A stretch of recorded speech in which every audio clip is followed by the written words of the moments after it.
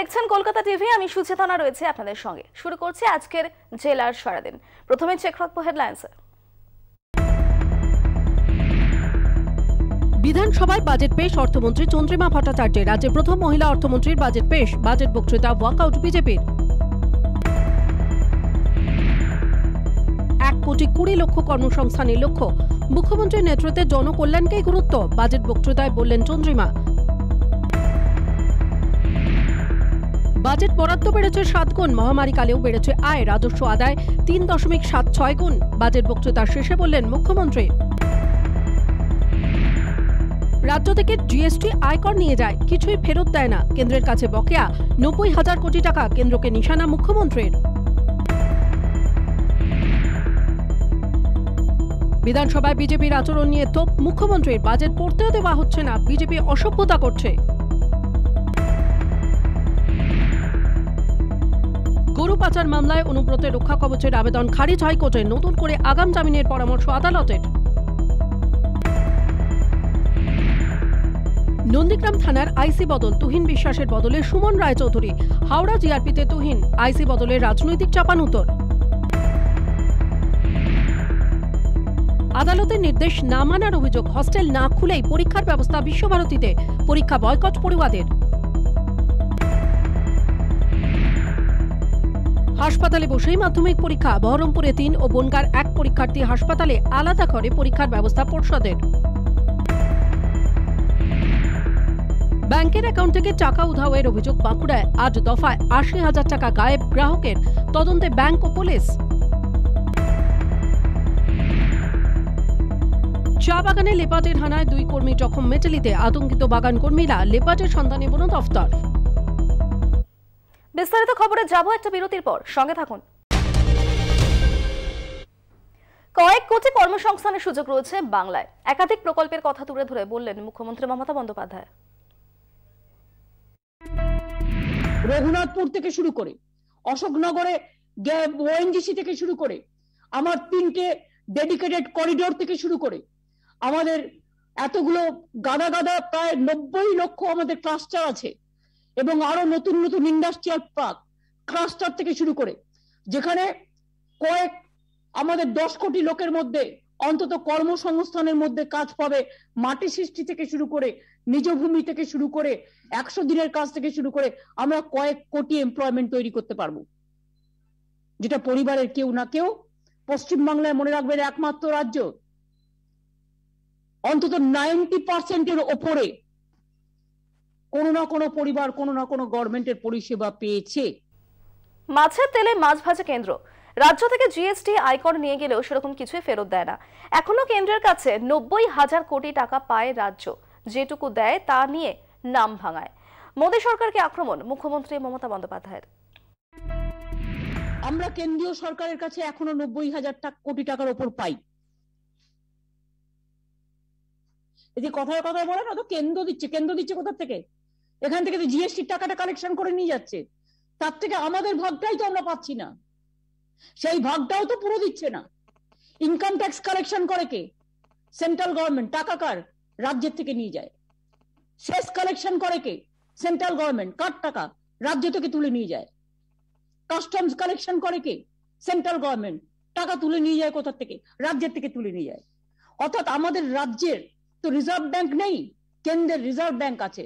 আমাদের মানি, সেই মানিটা কেন্দ্র যে 100% তুলে নিয়ে যায় তার থেকে 40-45% বর্জর বিভিন্ন স্কিমের মাধ্যমে তারা রাজ্যকে দেয় এবং সেটা তাদের কৃতিত্ব নয়। আমাদেরটা তুলে মাছের তেলে মাছ ভাজে এবং তাতে বড় বড় নাম দেয় সব কেন্দ্রীয় সরকারের নামে চিঠি পাঠায়। বিজেপি শাসিত রাজ্যগুলিতে পেনশন নেই, কিন্তু তৃণমূল সরকার বাংলায় এখনো পেনশন চালু রেখেছে। সাধারণ মানুষের পেনশন নীতি নিয়ে মুখ খুললেন মুখ্যমন্ত্রী মমতা বন্দ্যোপাধ্যায়। যারা বলে বেড়াচ্ছেন আনপ্ল্যান্ড অর্থনীতি, আগামী দিন পেনশন পাবে না, মনে রাখবেন একমাত্র স্টেট পেনশন দেয় শুধু বেঙ্গল।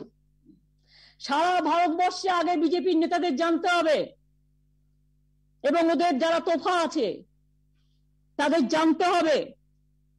সোফায় বসে বসে যারা দর্শনধারী তোফাধারী জ্ঞান দেয়, একমাত্র রাজ্য বাংলা যারা এখনো পেনশন দেয় সরকারি কর্মচারীদের, সব রাজ্য উঠিয়ে দিয়েছে। বিজেপির কোন রাজ্য পেনশন দেয় না। চোরের মায়ের বড় গলা, করবার ক্ষমতা নেই, বড় বড় ভাষণ। বিজেপি অসভ্যতা করছে, এমনকি বাজেট পড়তেও দেওয়া হচ্ছে না। ফ্লপ শো, নিজেদের ওয়ার্ডে পর্যন্ত জেতার ক্ষমতা নেই। বিধানসভায় বিজেপির বিক্ষোভ নিয়ে তোপ মুখ্যমন্ত্রী মমতা বন্দ্যোপাধ্যায়ের। বিজেপি যে বড় বড় হাম্বড়াই ভাবগুলো করছে, এখানে হেরে গোহারা, হেরে লজ্জা নেই। বাজেটে পর্যন্ত পড়তে দিচ্ছে না। আমি তো পার্লামেন্টে, আমি 7 টার্মস এমপি ছিলাম পার্লামেন্টে। আমি 8-10টা রেল বাজেট, আমি 2টো জেনারেল রেল বাজেট, 7-8টা সাপ্লিমেন্টারি বাজেট আমি পাস করেছি। I have never seen this type of attitude. Finance বাজেটে তো কখনো কেউ গন্ডগোল করেই না, কখনো করতে দেখিনি। প্রেসিডেন্ট অ্যাড্রেসও আমরা করি না, আমরা কতগুলো কার্টিসি মেনটেন করি। এখানে নো কার্সি, কোনো কিছু করবার ক্ষমতা নেই। হাউলিং করে বেড়াচ্ছে, হাওয়ায় ভেসে বেড়াচ্ছে, আর যা ইচ্ছে নিজেদের ফ্লপ শো। নিজের ওয়ার্ডে যেতে ক্ষমতা নেই, ফ্লপ শো করে ঘুরে বেড়াচ্ছে। উত্তরপ্রদেশে অখিলেশ হারেনি, তাকে হারানো হয়েছে। অখিলেশের মন খারাপ করা উচিত নয়, তার ভোট অনেক বেড়েছে। উত্তরপ্রদেশের ভোট নিয়ে বললেন মুখ্যমন্ত্রী মমতা বন্দ্যোপাধ্যায়। उधर में मेरे को जो लगा कि इतना ईवीएम का खिलाफ में कंप्लेन हुआ, and Banaras DOM is also suspended, so far I know, I have seen the paper. So if a DM is suspended because of his EVM machine को उठाने के लिए, तो EVM मशीन को छुपाने के लिए, तो ये तो बहुत बड़ा ग्रीवेंसेस है। हमको लगता है अखिलेश को हरा दिया गया है।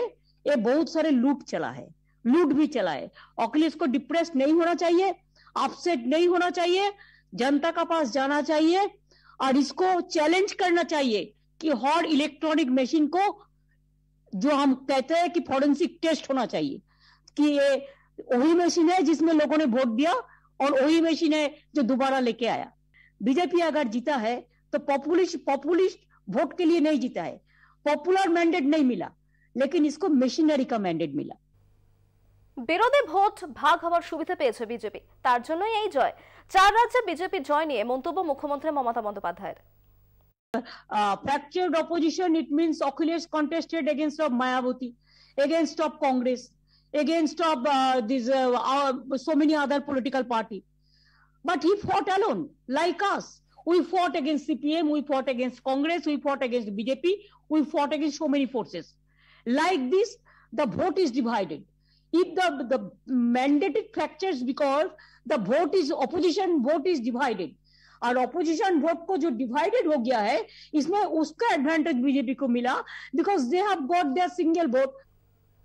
ইলেকশন মেশিনারি, সেন্ট্রাল এজেন্সি এবং সম্পূর্ণ একনায়কত্বের জোরে কয়েকটা রাজ্যে জিতে লাফাচ্ছে গেরুয়া শিবির। 2024-এর বাজনা বাজাতে শুরু করেছে, তাতে কোনো কাজ হবে না। মোদী সরকারকে তো মুখ্যমন্ত্রী মমতা বন্দ্যোপাধ্যায়। শুধুমাত্র ইলেকশন মেশিনারির জোরে আর শুধুমাত্র সেন্ট্রাল এজেন্সির জোরে এবং টোটালি একনায়কতন্ত্রের জোরে কয়েকটা স্টেটে জিতে লাফাচ্ছে 2024-এর বাজনা বাজাতে শুরু করেছে। আমরা বলি ডুগডুগি বাজালে হবে না, সাথে ঘন্টা চাই, সাথে হারমোনিয়াম চাই, সাথে তবলা চাই, সাথে করতাল চাই, সাথে ভায়োলিন চাই, সাথে গান চাই, সাথে তান চাই, সাথে সুর চাই, সাথে প্রাণ চাই। সব নিয়েই 24 আসবে। জেলা স্বাধীনের সময় এখন একটা বিরতির, আরো খবর নিয়ে ফিরছে, সঙ্গে থাকুন। 5 রাজ্যের ভোটের পরই পেট্রোল ডিজেলের দাম বাড়ার আশঙ্কা করছে কংগ্রেস। শুক্রবার বহরমপুরে প্রদেশ কংগ্রেস সভাপতি বলেন, তেলের দাম বাড়লে দেশ জুড়ে নিত্য প্রয়োজনীয় জিনিসের উপরে প্রভাব পড়বে, সমস্যায় পড়বেন সাধারণ মানুষ। অশোধিত তেলের এক্সাইজ ডিউটি কমিয়ে সাধারণ মানুষকে রেহাই দেওয়ার দাবি জানিয়েছেন অধীর। এটা আমরা আশঙ্কা করেছি যে তেলের দরে বৃদ্ধি হবে, আর তেলের দরে বৃদ্ধি হওয়া মানে সারা ভারতবর্ষ জুড়ে বাজারে আগুন লাগবে, অর্থাৎ মুদ্রাস্ফীতি হবে। এমনি বাজারে মানুষ যখন যাচ্ছে বুঝতে পারছে যে বাজারে আজকে জিনিসপত্রের দামে আগুন লেগেছে। ভোটের জন্য 5 রাজ্যে সেটাকে রুখে দেওয়া হয়েছিল সাময়িকভাবে, যেটা আমরা আগেও বলেছি, এখনও বলছি। আগামী দিনে ভারতবর্ষের মানুষের জনজীবনে এক বড় বিপর্যয় আসার সম্ভাবনা তো আছেই। আমরা সরকারের কাছে দাবি করছি, আপনার ক্রুড অয়েলের উপরে, পেট্রোল ডিজেলের উপরে এক্সাইজ ডিউটি কমিয়ে মানুষকে আপনারা রেহাই দিন। ছাত্রনেতা আনিস খান ও বর্ধমানের তুহিনা খাতুনের অস্বাভাবিক মৃত্যুর প্রতিবাদে শনিবার কলকাতার ধর্মতলায় অনশন কর্মসূচি নিচ্ছে কংগ্রেস। শুক্রবার বহরমপুরে দলীয় অফিসে এই কথা জানালেন প্রদেশ কংগ্রেস সভাপতি অধীর চৌধুরী। বেলা 11টা থেকে সন্ধ্যে 6টা পর্যন্ত ওই কর্মসূচি চলবে বলে জানিয়েছেন তিনি। আনিস কাণ্ড, তুহিনা খাতুন, শিক্ষকদের উপরে যে নির্বিচারে অত্যাচার চলছে, শিক্ষককে যেভাবে বঞ্চনা করা হচ্ছে, সবকিছুর প্রতিবাদে কাল অনশন অবস্থান করব আমরা। আনিস খান সেখানে মুখ্য বিষয় থাকবে। বাংলার পর গোয়া বিধানসভায় ছিল তৃণমূলের পাখির চোখ। গত কয়েক মাসে বারবার গোয়া গিয়েছেন তৃণমূলের নেতা মন্ত্রীরা। গোয়ায় সরকার গড়ার লক্ষ্যে সামনে থেকে নেতৃত্ব দিয়েছেন তৃণমূলের সর্বভারতীয় সাধারণ সম্পাদক অভিষেক বন্দ্যোপাধ্যায়। তৃণমূলের আঞ্চলিক পরিচয় খণ্ডন করে দলকে জাতীয় পর্যায়ে তুলে ধরাই ছিল অভিষেকের অন্যতম লক্ষ্য। গোয়া খালি হাতে ফেরালেও হাল ছাড়তে নারাজ অভিষেক বন্দ্যোপাধ্যায়। আগামী 5 বছর গোয়ার মাটি আঁকড়ে পড়ে থাকবে তৃণমূল, দাবি অভিষেকের। তার দাবি, গোয়ায় ভোট প্রচারের জন্য অত্যন্ত কম সময় পেয়েছে তৃণমূল, তারপরও ভালো ফল করেছে দল। অন্য কোনো রাজনৈতিক দল এমনটা করে দেখাতে পারেনি। অভিষেকের দাবি, বিজেপিও এমন করে দেখাতে পারেনি। গোয়া বিধানসভায় তৃণমূলের ফলাফল বড় সাফল্য বলেই মনে করছেন অভিষেক বন্দ্যোপাধ্যায়। গোয়ায় তৃণমূলের ফল নিয়ে দলের অভ্যন্তরে আলোচনার পর নতুন রণকৌশল নিতে পারে তৃণমূল। কোনোভাবেই গোয়ার মাটিতে লড়াই ছাড়বেন না তারা। আমরা আগামী 5 বছর মাটি কামড়ে গোয়ার মাটিতে পড়ে থাকব। তৃণমূল কংগ্রেস যখন একবার সে রাজ্যে ঢুকেছে, মানুষ হয়তো সময়ের কারণে বা 3 মাস অত্যন্ত কম সময়ের মধ্যে আমরা হয়তো সবার কাছে সেভাবে পৌঁছাতে পারিনি, কিন্তু 6% ভোট তৃণমূল সার্বিকভাবে একটা রাজ্যে নিয়ে এসছে 3 মাসের মধ্যে। এটা অন্য কোনো রাজনৈতিক দল করে দেখাতে পারে। 3 মাসের মধ্যে ভারতীয় জনতা পার্টি কোথাও গিয়ে 6% বা 10% বা কোনো বিধানসভায় গিয়ে 30% ভোট পায়নি। আমি মনে করি এটাও আমাদের কাছে একটা বড় সাফল্য। আমরা নিশ্চিতভাবে যেখানে যা আলোচনা করার, পর্যালোচনা করার করব এবং আগামী দিন যা সিদ্ধান্ত নেওয়ার নেব, তবে গোয়ার মাটিতে আমরা পড়ে থাকব। 4 রাজ্যের বিধানসভা ভোটে গেরুয়া জয় নেপথ্যে কি অবদান রয়েছে বঙ্গ বিজেপির? বরখাস্ত বিজেপি নেতা রিতেশ তিওয়ারি কিন্তু সেই রকমই দাবি করছেন। উত্তরাখণ্ড, উত্তরপ্রদেশ এবং মণিপুরের নির্বাচনে দায়িত্বভার তুলে দেওয়া হয়েছিল বাংলার বিজেপি নেত্রী লকেট চট্টোপাধ্যায়, উজ্জ্বল পারেখ, সপ্তর্ষি চৌধুরী, সৌরভ শিকদারের মতো নেতাদের উপরে। উচ্ছ্বসিত রিতেশের টুইট, বিজেপির সাফল্যে অভাবনীয় অবদান রাখল বঙ্গ বিজেপি। বিজেপির যোগ্য নেতা নেত্রীদের এরাজ্যে গুরুত্ব দেওয়া হয় না। রাজ্যে গত বিধানসভা ভোটের আগে থেকে শুরু করে সাম্প্রতিক পুরভোট পর্যন্ত সময় এই অভিযোগ বরাবরই উঠে এসেছে বঙ্গ বিজেপির বিরুদ্ধে। অভিযোগ তুলেছিলেন খোদ বিজেপির হেভিওয়েট নেতা নেত্রীরা। এমন পরিস্থিতিতে পদক্ষেপও করতে দেখা যায় রাজ্য বিজেপি নেতৃত্বকে। সাময়িকভাবে বহিষ্কার করা হয় জয়প্রকাশ মজুমদার, রিতেশ তিওয়ারির মতো নেতাদের। দলের বিরুদ্ধে মুখ খুলেছিলেন লকেট চট্টোপাধ্যায়ও। এরাজ্যে বিজেপির যোগ্য নেতা নেত্রীদের অবদানের কথা আরও একবার মনে করে দিতে চাইলেন সাময়িকভাবে বরখাস্ত হওয়া রিতেশ তিওয়ারি। 5 রাজ্যের নির্বাচনের আগে বেশ কিছু জায়গায় ভোটের দায়িত্ব দেওয়া হয় বাংলার বিজেপি নেতা নেত্রীদের। এদের মধ্যে উত্তরাখণ্ডের সহ পর্যবেক্ষকের দায়িত্বে লকেট চট্টোপাধ্যায়, উত্তরাখণ্ড ও উত্তরপ্রদেশের কাশী বিভাগের সোশ্যাল মিডিয়া ইনচার্জ উজ্জ্বল পারেখ, মণিপুরে মিডিয়া পর্যবেক্ষকের দায়িত্ব পালন করেছেন সপ্তর্ষি চৌধুরী ও সৌরভ শিকদার। বৃহস্পতিবার ফল প্রকাশের পর দেখা যায় এই রাজ্যগুলিতে সাফল্য এসেছে গেরুয়া শিবিরের। সেই জয়ের নেপথ্যে বঙ্গ বিজেপির কয়েকজন নেতা নেত্রীদের অবদান রয়েছে বলে দাবি করেন রিতেশ। তিনি টুইটে লেখেন, দেশব্যাপী টিম বাংলার সাফল্য যোগ্যতার সঠিক প্রমাণ। বাংলায় একের পর এক হারের পর বিধ্বস্ত বিজেপির রাজ্য নেতৃত্ব। আদিনব্য দ্বন্দ্ব প্রকাশ্যে, গোষ্ঠী কন্দল চরমে। দলের নেতৃত্বের বিরুদ্ধেই মুখ খুলেছেন একাধিক নেতানেত্রী বিক্ষুব্ধ। দিশেহারা বঙ্গ বিজেপি। এরাজ্যের পদ্ম শিবিরকে কি চাঙ্গা করতে পারবে? সংশয় থাকছে। কলকাতা টিভি। জেলা স্বাধীনের সময় এখন একটা বিরতির। আরো খবর নিয়ে ফিরছি, সঙ্গে থাকুন। গরু পাচার কাণ্ডে অনুব্রত মণ্ডলের আইনি রক্ষা কবচের আবেদন খারিজ হলো কলকাতা হাইকোর্টে। নতুন করে আগাম জামিনের জন্য তৃণমূলের বীরভূম জেলার সভাপতিকে ফের আবেদন করতে বলা হয়েছে। শুক্রবার আদালতে অনুব্রত মণ্ডলের আইনজীবী কিশোর দত্ত এবং সন্দীপ গঙ্গোপাধ্যায় জানান, অনুব্রত শারীরিকভাবে অসুস্থ, তাই কলকাতায় যাওয়া তার পক্ষে সম্ভব নয়। বিচারপতি জানতে চান ওনার আবেদন কি। অনুব্রত তরফে আইনজীবীদের আর্জি ছিল বাড়ির কাছাকাছি কোথাও তাকে জিজ্ঞাসাবাদ করা হোক অথবা ভিডিও কনফারেন্স করা হোক। বিচারপতি জানান, 2019 সালের পুরনো একটি মামলায় তাকে তলব করা হচ্ছে, তাহলে তার পক্ষে আসতে অসুবিধা কোথায়? তিনি কি একেবারেই বাড়ি থেকে বেরোন না? সিবিআই এর পক্ষে অতিরিক্ত সলিসিটর জেনারেল এমবি রাজু জানান, প্রথম নোটিশ দেওয়া হয়েছিল 2021 সালের এপ্রিলে। তখন থেকে অনুব্রত না আসার জন্য টালবাহানা করছেন। বিচারপতি বলেন তার মনে হয় অনুব্রতর অবশ্যই যাওয়া উচিত। এরপর তিনি আইনি রক্ষা কবচের আবেদন খারিজ করে দেন।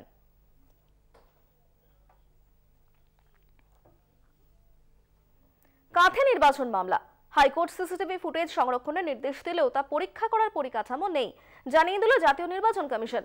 অভিজ্ঞতা বা দক্ষতাও নেই, ফলে নথি পরীক্ষা ও সিসিটিভি ফুটেজ পরীক্ষার ভাবনা বাতিল। আদালতের প্রশ্ন, অন্য কোনো এজেন্সিকে এই দায়িত্ব দিলে রাজ্য নির্বাচন কমিশন কি নজরদারি করতে পারবে?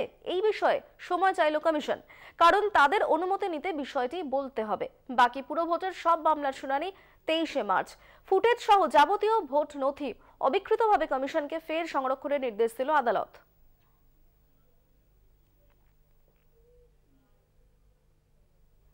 হরিদেবপুর কাণ্ডে গ্রেফতার 3, তদন্তে নামা 24 ঘন্টার মধ্যে গ্রেফতার মূল অভিযুক্ত কুন্দন কুমার। 20 বছরের যুবককে বিহারের কুমহার বিঘা গ্রাম থেকে গ্রেফতার করা হয়েছে। হরিদেবপুর থানা থেকে তদন্তকারীদের একটি বিশেষ দল পৌঁছয় বিহারের দেও থানার সহযোগিতায় চলে যৌথ অভিযান। ধৃত কুন্দন কুমার ও মৃত বাপ্পা ভট্টাচার্য সহকর্মী ছিলেন বলে পুলিশ জানিয়েছে। ঘটনার আগে দুজনে পার্টি করেছিলেন বলেও জানা গেছে। ধৃতকে ট্রানজিট রিমান্ডে কলকাতায় আনা হবে। অন্য দুজনকে দক্ষিণ 24 পরগনার পাথর প্রতিমা থেকে গ্রেফতার করা হয়েছে। হরিদেবপুর থানা ও লালবাজার গোয়েন্দা বিভাগের যৌথ অভিযানে গ্রেফতার ওই দুই যুবক মদ্যপ অবস্থায় নিজেদের মধ্যে বচসায় জড়িয়ে পড়েই খুনের ঘটনা বলে পুলিশের অনুমান। ধৃতদের পুলিশি হেফাজতে নিয়ে জিজ্ঞাসাবাদ চালাতে পারেন তদন্তকারীরা। গত মঙ্গলবার রাতে বাড়ির মধ্যেই মৃত অবস্থায় পাওয়া যায় পেশায় চা কোম্পানিতে কর্মরত 43 বছরের বাপ্পা ভট্টাচার্যকে। মৃতের মেয়ের অভিযোগের তীর ছিল তার বাবার অফিসের দুই বন্ধুর দিকে। জেলা স্বাধীনের সময় এখন একটা বিরতির। আরো খবর নিয়ে ফিরছি, সঙ্গে থাকুন। বদলি করা হলো নন্দীগ্রাম থানার আইসি তুহিন বিশ্বাসকে। তাকে পাঠানো হয়েছে হাওড়া জিআরপিতে। তুহিন বিশ্বাসের জায়গায় নন্দীগ্রামের নতুন আইসি হলেন সুমন রায়চৌধুরী। নন্দীগ্রামের আইসি বদলের সিদ্ধান্তে শুরু হয়েছে রাজনৈতিক চাপানুতোর। গত বিধানসভা নির্বাচনের ফল বেরোনোর পর 14 জুন নন্দীগ্রাম থানার আইসি হিসেবে দায়িত্ব নিয়েছিলেন তুহিন বিশ্বাস। 1 বছর কাটতে না কাটতেই তাকে বদলি করে দেওয়া হলো হাওড়া জিআরপিতে। তুহিন বিশ্বাসের জায়গায় নন্দীগ্রামের নতুন আইসি হলেন সুমন রায়চৌধুরী। তুহিন বিশ্বাসের ওপর একাধিক অভিযোগ ছিল শাসক দলের একাংশের, অভিযোগ ছিল বিরোধীদেরও। তুহিনবাবু সাধারণ মানুষের সঙ্গে দুর্ব্যবহার করতেন বলে অভিযোগ। সদ্য সমাপ্ত 108টি পুরভোটের পরের দিন অর্থাৎ 28শে ফেব্রুয়ারি নন্দীগ্রামে বিজেপি বন্ধ ডাকে। বন্ধকে কেন্দ্র করে ধুন্ধুমাস শুরু হয়। সেদিন আইসির বিরুদ্ধে বিজেপির নেতাকর্মীদের মারধরের অভিযোগ ওঠে। সেই দিনই টেঙ্গুয়ার পথসভা থেকে নন্দীগ্রামের আইসিকে হুঁশিয়ারি দিতে শোনা যায় শুভেন্দু অধিকারীকে। মূল অভিযোগ ছিল শাসক দলের হয়ে কাজ করছেন তুহিন বিশ্বাস। এদেরকে বিজেপি সরকারের আন্ডারে কাজ করতে হবে, কিছু করতে পারবেন না। নন্দীগ্রামের আইসি বদল নিয়ে শুরু হয়েছে রাজনৈতিক চাপানুতোর। বিজেপির অভিযোগ তুহিন বিশ্বাস শাসক দলের হয়ে কাজ করেন, যদিও অভিযোগ অস্বীকার করেছে রাজ্যের শাসক দল। কে এলো কে গেল তা নিয়ে আমরা ভাবি না, কারণ প্রশাসনের প্রতি আমাদের কোনো ভরসা বিশ্বাস আশা নেই। এরা আইনের শাসন মানে না, এরা শাসকের আইনে কাজ করে চলে। এদের প্রতি আমাদের কোনো ভালোবাসা বলে কিছু নেই। বিষয়টা সম্পূর্ণ তার প্রশাসনিক বিষয়, তার রুটিন মাফিক যেমন পরিবর্তন হয় তেমন পরিবর্তন হচ্ছে। এই বিষয়ে আমাদের কোনো মন্তব্য নেই। তবে ও বিষয়ে যারা অভিযোগ করছে এটা সম্পূর্ণ অভিযোগ ভিত্তিহীন। তারা প্রতিটা নির্বাচনে পরাজিত হচ্ছে। দূরবীন দিয়ে দেখতে হবে পশ্চিমবাংলায় তারা পৌরসভায় পরাজিত হয়েছে, বিধানসভায় পরাজিত হয়েছে। তার ফলে হতাশা থেকে এই কথাগুলো বলছে। এখানে নন্দীগ্রামে আইসি তিনি নিরপেক্ষভাবে কাজ করেছেন। এখানে কোনো একটা দলের হয়ে কাজ করেনি, নিরপেক্ষ হয়ে তিনি তার প্রশাসনটা চালিয়েছেন। নন্দীগ্রামের আইসি বদল নিয়ে রাজনৈতিক চাপানুতোর যাই থাক না কেন, জেলা পুলিশ সূত্রের খবর এই বদলি রুটিন বদলি। নন্দীগ্রাম থেকে কাজল মাইতির রিপোর্ট, কলকাতা টিভি। 24 ঘন্টার মধ্যে উদ্ধার অপহৃত শিশু। অপহরণের অভিযোগ পাওয়ার পরই ডায়মন্ড হারবারের এসডিপিও মিতুন কুমার দের নেতৃত্বে চলে অভিযান। দক্ষিণ 24 পরগনার মগরাহাটের উস্তি এলাকার ঘটনা। রাতের অন্ধকারে উদ্ধার করা হয় শিশুকে। পুলিশের ভূমিকায় খুশি অপহৃত শিশুর পরিবার সহ এলাকাবাসী। ঘটনায় দুজনকে গ্রেফতার করেছে পুলিশ। রাজ্য পুলিশের বড়সড় সাফল্য। এক রাতের মধ্যেই অপহরণকারীদের ছক ভেস্তে দিয়ে উদ্ধার করা হলো 6 বছরের এক শিশুকে। দক্ষিণ 24 পরগনার মগরাহাটের উস্তে এলাকার সংগ্রামপুরের বাসিন্দা ওই শিশু। পরিবারের অভিযোগ, বুধবার বাড়ি থেকে টিউশন পড়তে বেরোনোর পর আর খোঁজ পাওয়া যাচ্ছিল না ছেলের। বাধ্য হয়ে পুলিশের দ্বারস্থ হন তাঁরা। উস্তে থানা এলাকায় নিখোঁজের অভিযোগ দায়ের করা হয়। এরপরই শিশুর বাবার কাছে 7 লক্ষ টাকা মুক্তিপণ চেয়ে ফোন আসে। পুলিশ বুঝে যায় অপহরণ করা হয়েছে শিশুকে। তড়িঘড়ি অভিযান চালানো হয়। উস্তে থানার পুলিশ ও ডায়মন্ড হারবারের এসডিপিও মিতুন কুমারদের নেতৃত্বে চলে তল্লাশি। ফোন নাম্বার ট্র্যাক করে জয়নগর কচুয়া পৌঁছন তদন্তকারীরা। সেখানেই হাতে নাতে ধরে ফেলা হয় অপহরণকারীদের। উদ্ধার করা হয় শিশুটিকে।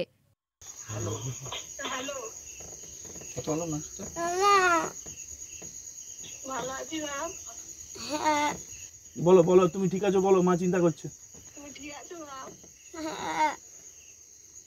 ঠিক আছে, চিন্তা করবেন না, এখনই ওকে পৌঁছে দেবো বাড়িতে। বারুইপুর পুলিশ ডিস্ট্রিক্টের সঙ্গে যোগাযোগ করে আমরা জানতে পারি প্রাইমারিলি বারুইপুর পুলিশ ডিস্ট্রিক্টে কোথাও এই অ্যাকিউজটা এবং বাচ্চাটাকে হয়তো এরা কনসিল করে রেখেছে এবং অ্যাকিউজদের হাইড আউটও আমাদের কাছে কিছুটা আসে।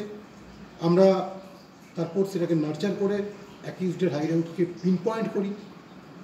পিন পয়েন্ট করার পর আমরা আজকে সকালে ক্যানিংয়ের একটা জায়গাতে হিট করে একটা হ্যামলেট থেকে সেগ্লুডেড একটা নদীর পাড়ে একটা বাড়িতে আমরা হিট করি। যখন আমরা জিরোইং করতে পারি এই বাড়িতেই এদের হাইড আউটস আছে, আমরা ওখান থেকে বাচ্চাটাকে রিকভারি করি এবং বাচ্চাটা যাদের কাছে হোস্টেজ ছিল, যারা রেখেছিল বাচ্চাটাকে, সেই একজন মহিলাকে এবং একজন ব্যক্তিকে আমরা অ্যারেস্টও করেছি। প্রাথমিকভাবে জানা গিয়েছে অপহরণকারীরা শিশু পাচার চক্রের সঙ্গে জড়িত। তাদের জেরা করে আরও তথ্য পেতে চাইছে পুলিশ। পুলিশের এমন ভূমিকায় খুশি অপহৃত শিশুর পরিবার সহ এলাকার বাসিন্দারা। কলকাতা টিভি। জেলা স্বাধীনের সময় এখন একটা বিরতির। আরো খবর নিয়ে ফিরছি, সঙ্গে থাকুন। যে খবরের দিকে এখন নজর রাখবো, রাজ্যের সমস্ত পুরসভার পুরো বোর্ড গঠনের লিস্ট তৈরি হয়ে গিয়েছে, এমনটাই খবর পাওয়া যাচ্ছে এবং শিলমোহর পড়ে গিয়েছে শীর্ষ নেতৃত্বেরও। আপনাদের আবারও জানাই, রাজ্যের সমস্ত পুরসভার পুরো বোর্ড গঠনের লিস্ট তৈরি হয়েছে, শিলমোহর পড়ে গিয়েছে শীর্ষ নেতৃত্বেরও। আগামী সোমবার প্রতিটি জেলা সভাপতিদের কাছে পুরো বোর্ড গঠনের লিস্ট পাঠিয়ে দেওয়া হবে, এমনটাই জানতে পারা যাচ্ছে। এই নিয়ে কথা বলবো আমাদের প্রতিনিধি দুর্গাদাস বন্দ্যোপাধ্যায়ের সঙ্গে। দুর্গাদাস, কি খবর পাওয়া যাচ্ছে এ বিষয়ে? দেখো, আজকে ফিরাদ হাকিমি মানে নিজেরা একান্তে একটি বৈঠকের পর তিনি যেটা জানিয়েছেন, সেখান থেকে জানতে পারা গেছে যে দলীয় স্তরে অর্থাৎ তৃণমূল কংগ্রেসের দলীয় স্তরে যে 107টি পুরসভার পুরো বোর্ড গঠনের যে প্রক্রিয়া, যে লিস্ট অর্থাৎ চেয়ারম্যান, ভাইস চেয়ারম্যান থেকে শুরু করে পুরো বোর্ডে যারা যারা থাকবেন তাদের লিস্ট তৈরি হয়ে গেছে এবং সেগুলি সোমবারের মধ্যে প্রতিটি জেলার যে সভাপতি রয়েছে জেলা সভাপতির কাছে পাঠিয়ে দেওয়া হবে এবং জেলা সভাপতি তিনি সবাইকে ডেকে প্রকাশ্যে সেই তালিকা ঘোষণা করবেন এবং সেই মতো পুরো বোর্ডের মানে গঠনের প্রক্রিয়া শুরু করবেন, এটাই জানাই। ধন্যবাদ দুর্গাদাস। কথা বলছিলাম প্রতিনিধি দুর্গাদাস বন্দ্যোপাধ্যায়ের সঙ্গে।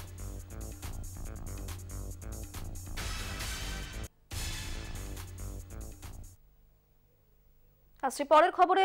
বিজেপির পার্টি অফিস পুড়িয়ে দেওয়ার অভিযোগ খড়গপুরের 26 নম্বর ওয়ার্ডের ডেভেলপমেন্ট এলাকায়। অভিযোগের তীর তৃণমূলের দিকে।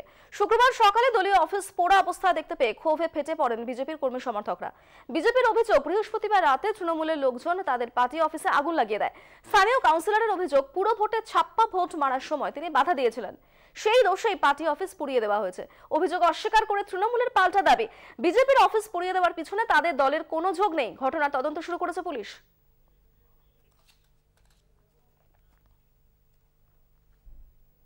হাসপাতালে বসে মাধ্যমিক পরীক্ষা দিল মুর্শিদাবাদের 3 অসুস্থ পরীক্ষার্থী। পর্ষদের নিয়ম মেনে তাদের বিশেষ ওয়ার্ডে পরীক্ষার ব্যবস্থা করা হয় বলে হাসপাতাল কর্তৃপক্ষ জানিয়েছেন। শুক্রবার ইতিহাস পরীক্ষা চলাকালীন বহরমপুর শিল্প মন্দির স্কুলে অসুস্থ হয়ে পড়ে অঙ্কিতা ঘোষ নামে এক ছাত্রী। তড়িঘড়ি তাকে মুর্শিদাবাদ মেডিকেল কলেজ হাসপাতালে ভর্তি করা হয়। চিকিৎসার পর 1 ঘন্টা বাদে হাসপাতালের বিশেষ ওয়ার্ডে পরীক্ষা দেয় অঙ্কিতা। বহরমপুর চুয়াপুর বিদ্যানিকেতনের স্কুলে এক ছাত্রী সোনালী খাতুন অসুস্থ হয়ে পড়লে হাসপাতালে ভর্তি করা হয়, তারও পরীক্ষা দেওয়ার ব্যবস্থা করা হয়।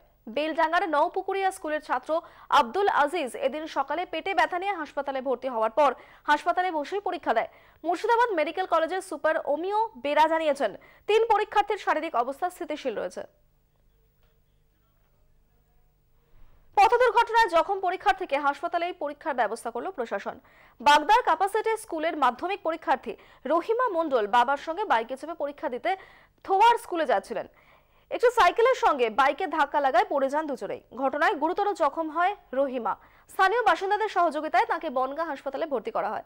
প্রাথমিক চিকিৎসার পর প্রশাসনের উদ্যোগে ওই হাসপাতালে পরীক্ষা দেওয়ার ব্যবস্থা করা হয়। তার প্রশাসনের উদ্যোগকে স্বাগত জানিয়েছেন পরীক্ষার্থীর পরিবারের সদস্যরা।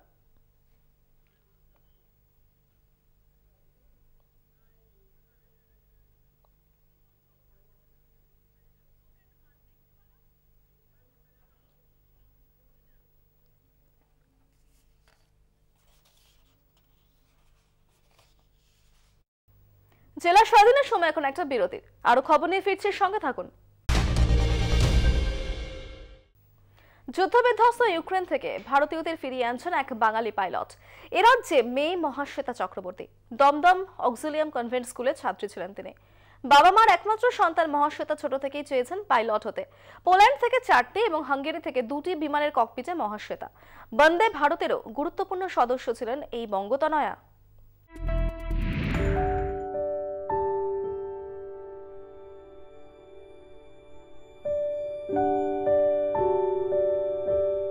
ইউক্রেনের মাটিতে রাশিয়ার আগ্রাসন শুরু হতেই ভারতীয় পড়ুয়াদের মধ্যে উদ্বেগ বাড়তে থাকে। কিভাবে দেশে ফিরবেন, তাদের ভবিষ্যৎই বা কি? উদ্বেগের মাঝেই প্রাণ হারান মাত্র 21 বছরের এক ভারতীয় পড়ুয়া। গুলিবিদ্ধ হন আর একজন। মোদী সরকারের বিরুদ্ধে বাড়তে থাকে ক্ষোভ। আটকে পড়া ভারতীয় পড়ুয়াদের দেশে ফিরিয়ে আনাটাই চ্যালেঞ্জ হয়ে দাঁড়ায়। অপারেশন গঙ্গা প্রকল্প হাতে নেওয়া হয়। ইউক্রেনের সীমান্তে নিয়ে এসে পড়শি দেশগুলির এয়ারপোর্ট ব্যবহার করে পড়ুয়াদের ফিরিয়ে আনা শুরু হয়। শুক্রবারই শেষ বিমানটি ভারতের মাটি ছোঁয়। দুর্গম সুমিতে আটকে থাকা পড়ুয়াদের ফিরিয়ে আনা হয়। এই অপারেশন গঙ্গার অন্যতম সদস্য কলকাতার মেয়ে মহাশ্বেতা চক্রবর্তী। পোল্যান্ড থেকে 4টি এবং হাঙ্গেরি থেকে 2টি উদ্ধারকারী বিমানের ককপিটে ছিলেন এই বঙ্গতনয়া। মহাশ্বেতা বলছেন, ভারতীয় পড়ুয়াদের ফিরিয়ে আনাটা সারা জীবনের একটা অভিজ্ঞতা। তিনি আরো বলেন, গভীর রাতে ফোন পান। তাকে বলা হয় অপারেশন গঙ্গার জন্য তাকে বাছা হয়েছে। অক্সিলিয়াম কনভেন্ট স্কুলের ছাত্রী, মা বাবার একমাত্র সন্তান। সবসময় চেয়েছেন পাইলট হতে। শুধু অপারেশন গঙ্গা নয়, বন্দে ভারতেরও গুরুত্বপূর্ণ সদস্য ছিলেন মহাশ্বেতা। কোভিড সময়কালের প্রথম দিকে বিদেশ থেকে ভারতীয়দের ফেরানোটাও ছিল চ্যালেঞ্জ। সেই চ্যালেঞ্জও সসম্মানে উতরেছেন মহাশ্বেতা। কলকাতা টিভি। জেলা স্বাধীন এখনকার মতো এই পর্যন্তই। দেখতে থাকুন কলকাতা টিভি, রাত দিন 7 দিন।